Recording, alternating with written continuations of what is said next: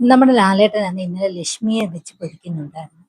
ലക്ഷ്മിയുടെ പ്രത്യേകത എന്താണെന്നറിയോ? എടുത്തുചാട്ടമാണ്. ആരെന്ത് പറഞ്ഞാലും എടുത്തങ്ങ് ചാടും.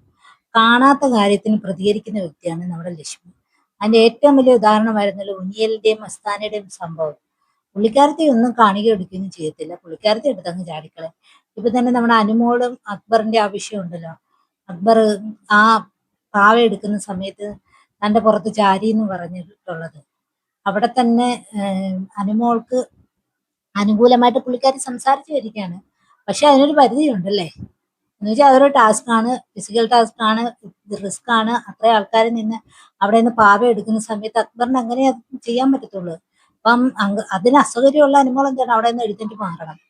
പുള്ളിക്കാരത്തി ലക്ഷ്മി ആണെങ്കിൽ ചെയ്തതെന്ന് വെച്ച് കഴിഞ്ഞാൽ അവിടെ നിന്ന് ആ കണ്ട സംഭവത്തെ അത് ഒരു തവണ പറ, ഇതിങ്ങനെ കണ്ടിന്യൂസ് ആയിട്ട് ഒരു മണിക്കൂറാണ് ലൈവില് ഈ ഒരു വിഷയം തന്നെ പറഞ്ഞ് അക്ബറിന്റെ പിന്നാലെ ഇങ്ങനെ ചൊറിഞ്ഞു ലക്ഷ്മി നിന്ന്. അതിന്റെ ആവശ്യമില്ല. പിന്നെ ചുമ്മാതെ എടുത്ത് കഴിഞ്ഞിട്ട് അവസാനം അബദ്ധമാണെന്ന് അറിയുമ്പോൾ എടുത്ത് മാറും. കാരണം നമ്മുടെ അനുമോളാണെങ്കിൽ അവിടെ എന്തോ ബസ്സിൽ വന്ന് നിൽക്കുമ്പോൾ ഉള്ള പ്രതീതി ഉണ്ടല്ലോ. അക്ബർ വന്ന് നിന്നപ്പോ അങ്ങനെ പറഞ്ഞു എന്ന് പറഞ്ഞപ്പോൾ പുള്ളിക്കാരത്തി പിന്നിലേക്ക് ചാടി. അത് ഒന്ന് പറഞ്ഞും രണ്ട് പറഞ്ഞാലും ഈ പെൺകുട്ടി കേൾക്കത്തില്ല.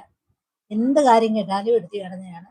ഈ കാണാതെയും കേൾക്കാതെ കാര്യത്തിന് എടുത്തു ചാടി ചോദ്യം ചെയ്യുന്നത് ലക്ഷ്മിയുടെ ഒരു സ്വഭാവമാണ്. അത് വലിയ മിസ്റ്റേക്ക് ആണെന്ന് വേണമെങ്കിൽ പറയാം.